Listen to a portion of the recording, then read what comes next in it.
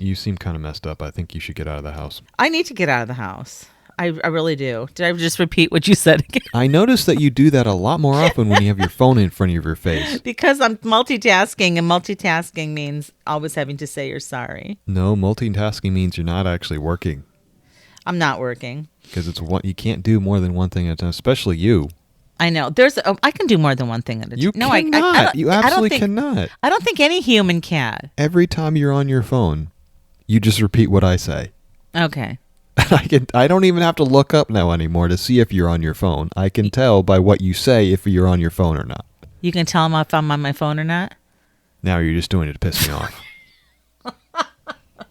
There's a street fair in Tucson this weekend, and I wanted to go down to hopefully meet the gal from Zabana Clothing and see if she'll be on our podcast. So I would like to go. I think you really should get out of the house. I was going to get out too. I was going to go camping with the Boy Scouts. This is pretty funny, actually, I think. We have a Wednesday night meeting every week for the Boy Scouts. They do merit badges and planning and all kinds of stuff. We usually go camping on the weekend, so the Wednesday before the weekend that we go on the campouts, we do camp out planning. They get together in their patrols, and they decide mostly what they're going to eat. But, they find out who's going. My kind of trip. Yeah. My son was all in on this camping trip for at least a week, and then literally in the middle of the camping, the planning, he's like, actually I can't go. I have plans with a friend of mine. He remembered in the middle of the meeting that he can't go after I had already committed to going. Oh, and the plans couldn't be postponed. No. We pulled out. It's just this year has not been good for me in camping. I have not gone camping once. I thought you planned another trip that tanked. Yep, went to Florida instead. That was right. That was something else. Well, that's like camping emotionally. No. That was like shooting people emotionally. So yeah, getting out is important. So I encourage you to do that. But if you can't get out, we can just look at the internet and read some more stories about art. Oh, joy. So do you want to start with the sparkly one or the fungy one? You want to start with the fungy one? Sure. I was just re-reviewing it. Re-reviewing it? Really? The article triggered me too. Really? And I don't know if I liked anything about it. That's why I sent it to you. Right. That's surprising. Because I object to the first statement. I object that the earliest works of art were interspecies collaborations. I just have, and at that point, I think you lost me at hello. Well, this is the whole tone of the article. It's written by an artsy person. It's an artsy writer. Gotta love him. I gotta say, the writer, I don't even know who it was. Let's just call her a she. She's a good writer. I can't dispute that, but I hate the way she writes. It's very pretentious. Mm-hmm. But that opened up the argument, and she was bringing in all kinds of nonsense from this. And one of the nonsensical things she was talking about was this theory, which is really not a theory. It's just someone's crazy idea that during the development of the human brain, the psychedelic properties of mushrooms were used to improve the brain, and that's why the human brain evolved the way it did. That's a pretty nutty, kind of wacky thing, and that's where she's starting with this. So that's what she considers the first art project. I guess they were to take from that the human brain is an art project. It could be. It's a mess if it is. I am not down with it. Well, what about really badly designed? Well, what if we were living in an alternate reality? Not alternate reality. What was it we were talking? A simulation. Simulation. Maybe it's the mushroom simulation. Yeah, well, that would make sense. Why be running it on a computer? Why not a mushroom? There's a lot of interest in mushrooms lately. Have you noticed that? It's been growing. I think there's a lot of mystery. Growing. I'm not. What? Can't even. Okay, now I feel like you are suffering from a lack of sleep. That just struck me funny. I'm sorry. Go ahead. That's what happens when you don't sleep. I know. You lose all perspective on what is actually humor. No, you just lose your mind. Anyway, the growing field of fungus. Mm-hmm. Fungi. I don't know. A couple times a year I see really interesting articles about people postulating how trees are communicating through fungus, like through miles across distant miles. Across miles of distance, they communicate through the fungus. Oh, now you're doing it. Yes, and there was an article the other day I read about like fungus actually communicating, and they think that they have they identified allegedly 30 words. Allegedly. And they go through this whole hypothesis of how these mushrooms are communicating, and at the end then or maybe not. And the article just ends. I have to find that. There's also been a lot of experimentation materially. People are trying to use it to build structures or grow structures.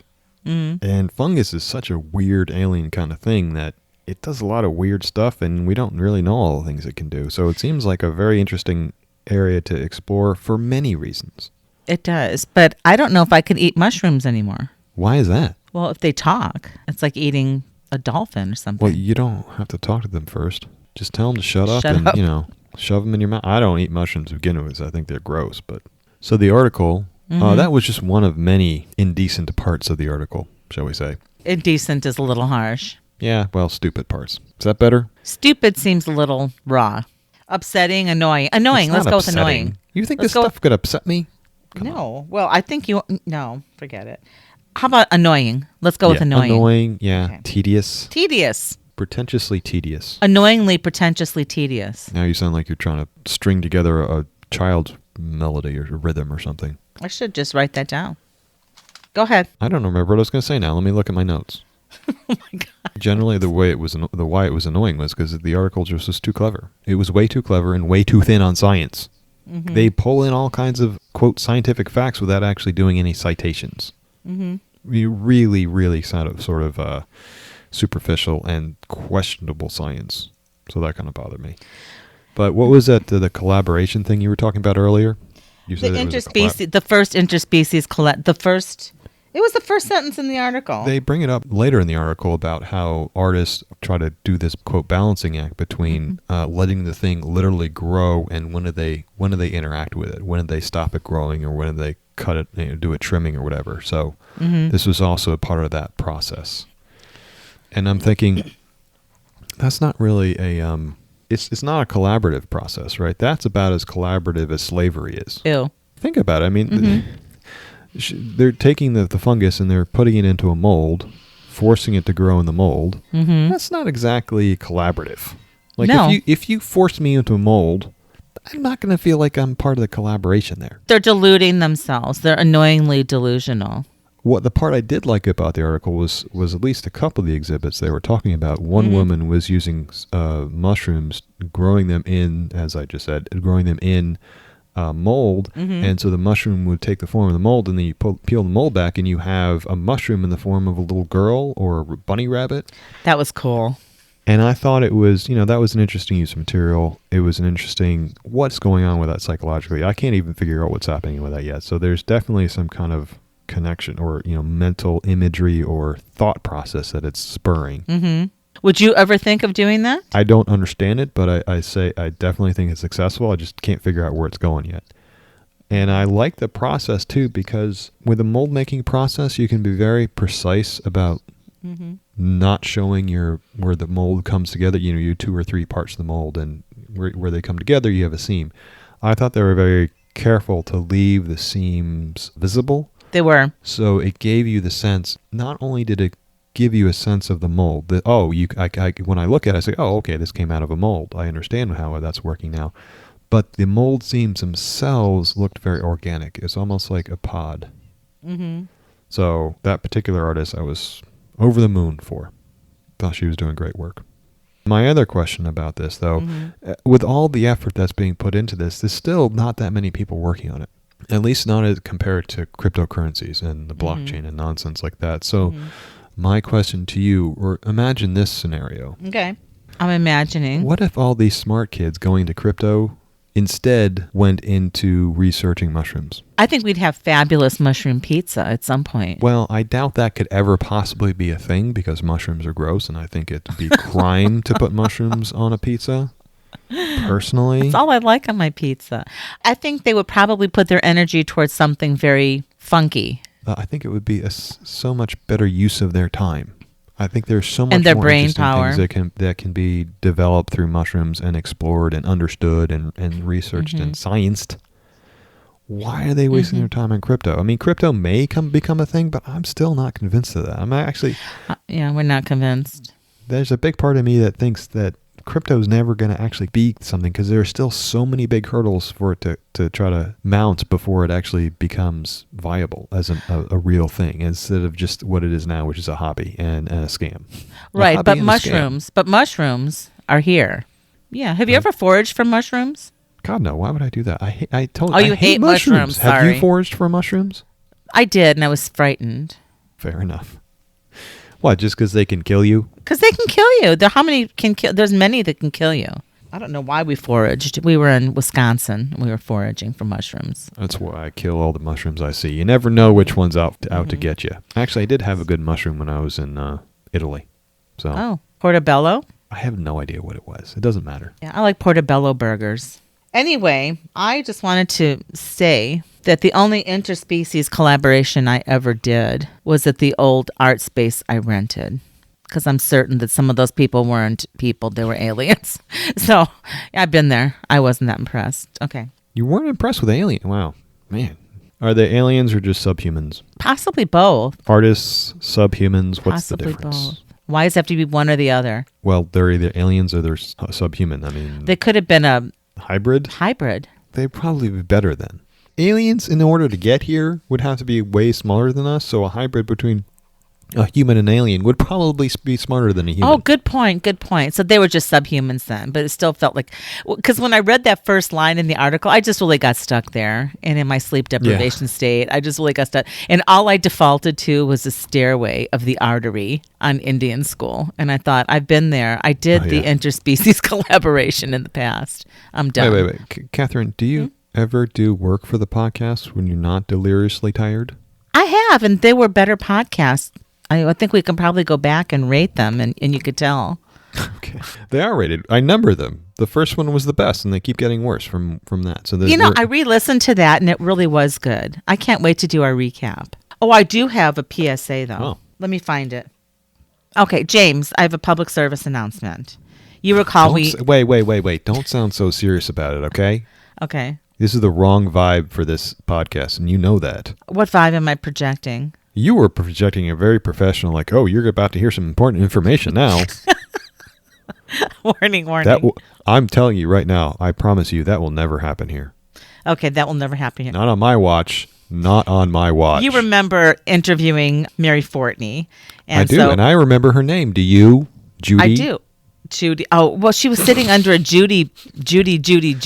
You can make all the excuses you want. I was not paying attention. Is that what you're saying? saying? You're reading your phone. What you're saying? Okay. Anyway, Judy Schwabert is running for re-election. We just want to remind people to stay up to date on her Twitter, Facebook, website, and newsletter. And there's a bunch of events coming up. They need people to phone bank. They're doing a meet and greet with the candidates, I think this weekend. So I'm going to try to get some more information weekly that kind of projects out. So by the time we publish, we'll link this in the show notes so people who are interested can go. And I think it's important to get involved and follow these candidates. Okay. And so we're just now a shill for the Democratic Party? Yeah, I'm okay with that for a moment. Cheers. Cheers. Well, I will say, Schwiebert's Twitter feed, I think, is worth following because it lets you stay up to speed with what's going on in Arizona's Congress. Legislative body. The Arizona legislature. Oh, yeah, and also the crazy people, because nobody but crazy people seem to be responding to her. It's freaking nutballs. So if you want to see a bunch of nutbally people from Arizona, just look at her Twitter responses. Oh, my God, these people are so dumb. We'll link her Twitter anyway. Talking Twitter. about other dumb stuff. Yeah, go. Yeah, let's just keep going. Cheetos or crystals? Wasn't it the same article? It was, in fact, the same article. Yes, surprisingly enough. Yes. How do you mix Cheetos and crystals? I don't know. I don't know, but the Swarovski crystals, that got me at the gate. Do you even know what those are? Well, thanks to you. I mean, because of you. So he makes oversized snacks and glitzy flattened pop cans. Well, he doesn't make the pop cans. He just embellishes them. I loved this. I loved this.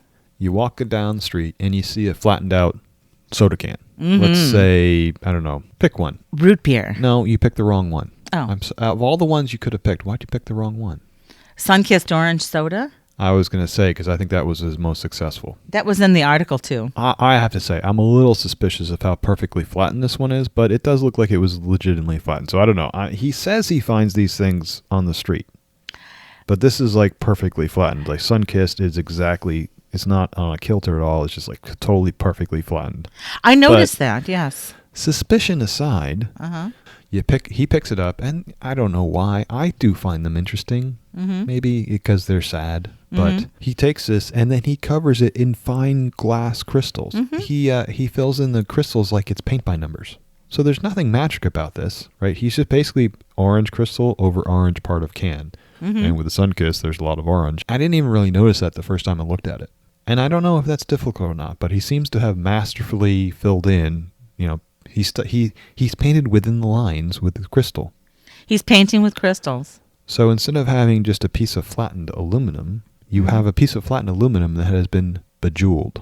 And for whatever reason, whatever mind problems I'm having today, that really stuck out to me. I don't know, it just leapt out at me and said, wow, that's pretty neat. I mean, it's not high art necessarily, but it spoke to you at some level.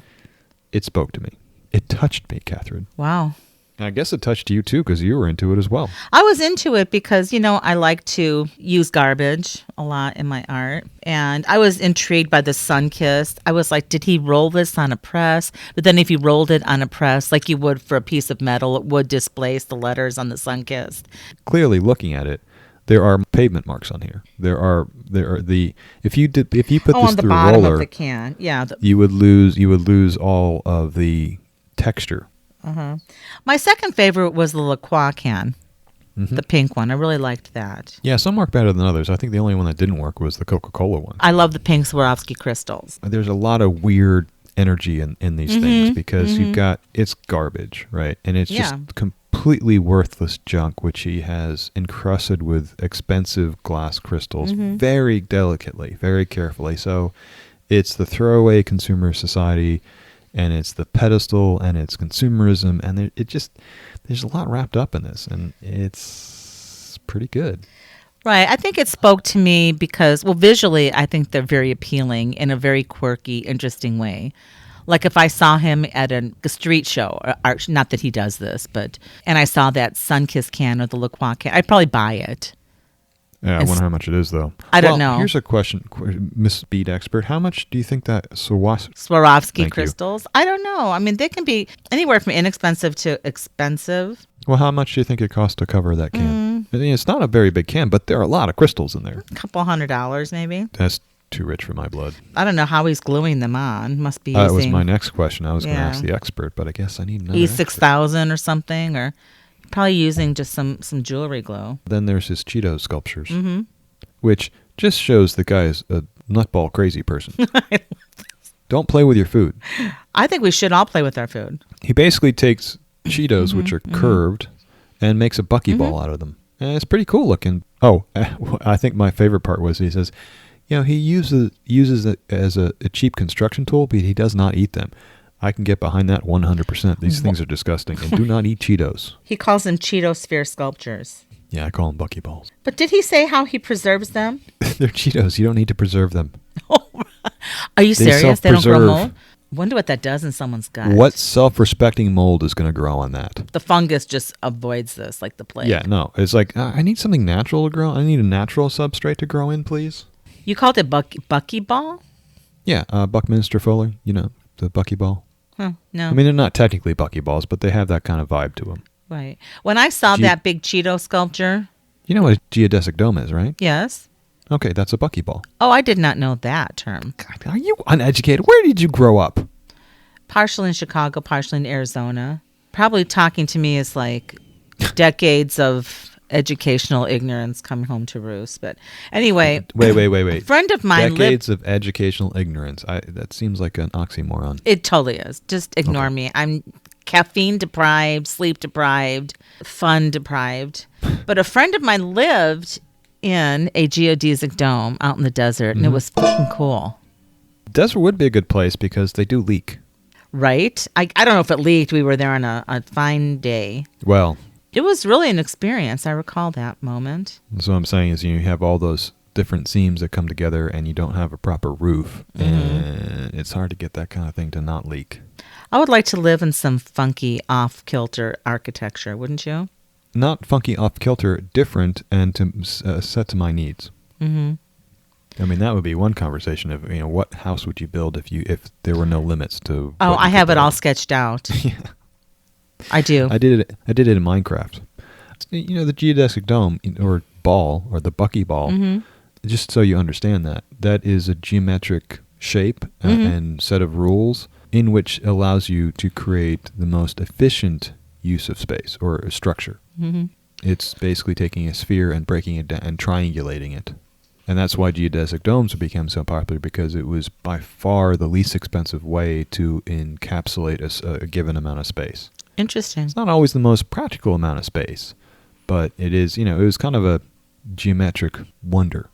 Yeah, they had a little slew of them out in the desert back in the day. There was a builder, and I don't know if they're still out there. I don't know if that person. I mean, I've lost touch, but it's the kind of thing that comes up again. Like I said, the main problem is because you've got all those different panels coming together. It really is very hard to get them to properly. I can seal. see that. And then you generally have to have not only an outer layer but an inner layer, because otherwise you don't have any insulation. Right. So things like concrete are terrible for the environment, but it's a lot easier to build with because you just have a slab. You basically have a rock slab that gives you structure and insulation. Yes, the slab. But there are structurally insulated panels, other known as SIPs, and all kinds of new block inventions these days. Building a house is not like it used to be. You can literally buy these blocks that look like Legos, big, huge Lego blocks, and you can build a house out of that. And it turns out they're made from hemp, because that's really stable and it keeps the insects out and all. It's just very cool. cheap and strong. And foam. I've seen houses literally built out of huge slabs of foam, like that are a foot thick. And building those are pretty easy, because you know how you cut foam? With an X-Acto knife? Well, not if it's a foot thick, but you can either cut it with a saw or you can cut it with a heat tool. You can melt the damn thing. And if you want to put... So once you have the whole monolithic structure up, you can you can just fashion your own heat tools. Basically, you take a wire, bend it in the shape you want it, and plug it into a battery, heat it up, and then you can just use that to just literally slice through the home. So when they were constructing this one home, to lay piping and wiring inside the house, they just had this wire, this little sort of bent around wire piece that they would heat up, and they would slice into the wall to recess the wires. Interesting. And they could do that anywhere they wanted to. And then they just slapped, not plaster on it, they slapped stucco on the outside of it, and they called it a day. They use contact cement, which is super strong and durable, to glue these things together, and they wind up with a super strong, super insulated structure that is made out of styrofoam. So how does this handle like an earthquake? It handles it pretty well because it's so strong. It's like a monocoque structure once it's glued together. Okay. Could you do that with Cheetos? Seems like Cheetos would be easier to like thread your wiring through. Well, no. Okay. I would not advise you to build your house out of Cheetos. I would advise against that. Okay. But you see where I'm going with it. I don't know what the hell you're talking about. All I want to do is take the Cheeto-sphere and put it outside for the birds to eat it. I would not do that to the birds. Do you hate the birds? They like that. A friend of mine. If you like the birds, just get them birdseed. Don't feed them that nasty stuff. What's wrong with you? Good Lord, woman. Doesn't it just look like something you'd make, and then you could like stick birdseed on the outside of that? Oh God, don't. Anyway, Cheeto-sphere. Get a pine cone like every normal kid and stick some peanut butter on it, okay? For what? Cheetos. To feed the birds. A pine cone and peanut butter? Have you never done that? No, I grew up in the city. Are you kidding me? Oh my God, you're so sad. Anyway. Sam here, one of his thoughts was the reason he was using the Cheetos, and this is his quote, "My use of unpreserved junk foods, I'm hoping, should prompt a re-examination of the foods we decide to consume as well." And my response to that is, yeah, Sam, have you seen Americans? That's not how Americans work. You show Americans something, Americans see, American want. You remember the Titanic? When the movie The Titanic came out, the cruise industry was going out of their mind thinking no one would ever want to go on a cruise again. You know what happened? Everyone went. Cruises skyrocketed. Everybody wanted to go on a cruise. Oh, look at this great adventure we can have on a boat. They hardly ever sink and most people don't die. some people survived. Some people survived, but I think they just wanted to stand on the front of the boat or ship and pretend they were like Leonardo DiCaprio. Good Lord, I swear if... What? I would stand at the front of the ship and just push people off if I could do that. But I don't know. Because that's the other part of the experience that, you want to get the full experience. Part of it is flying off the front of the boat. The other part is drowning. I'm just trying to give them the full experience. The full Titanic experience. Full experience. Immersion. The other quote that I pulled from that article, which was pretty short because it was from This is Colossal.com, which is nice and concise. Concise. Thank you. His quote is, "I feel like I'm chasing an indescribable vision in my mind, and I'll only know when I get there." Which isn't really a full sentence, by the way, Sam. I hate to tell you that, but you should, try to, finish that sentence off. But I'm saying that's a nice idea, and I think he's accurately captured a lot of what artistic endeavor is about. Right. You're trying to find that thing in your mind. You never get there. I think he knows that too. I think he just knows that this is a good way to put it. Because when you're gonna get there, you're never getting there. You know that. It's the journey. It is the journey. I hate sounding like a hippie right now, but that's the truth. Just don't put that on a necklace. What's that? It's the journey. I think it's probably already been done. I think it's been done, but I think it's a complete enough sentence. I feel like I'm chasing an indescribable vision in my mind, and I'll only know when I get there. Period. Know what? I'll only realize the vision when I get there. I'll only know the vision when I get there. It doesn't feel like it's finished. For some reason, I understand that. Maybe it's my...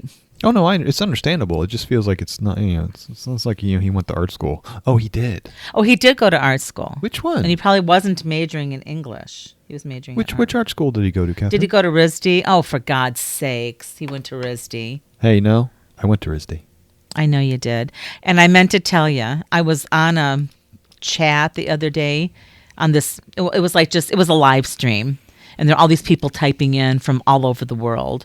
And then there was some object they were looking. I don't even know what the hell it was now. I was like probably half asleep then too. But someone said, "Oh, it looks like something." And then they literally typed, "I went to RISD." And I almost fell off my chair.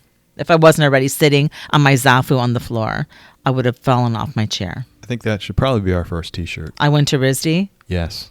Or we can do like RISD dropout. No, because those people are super successful. Oh, shit. So we have to have graduated from RISD to be where we're sitting now. No, you don't want to yeah, exactly. You don't want to have graduated from RISD. You just have wanted to have gone there and gotten kicked out. Should I enroll? That's the real power move. Anyway. The real power move.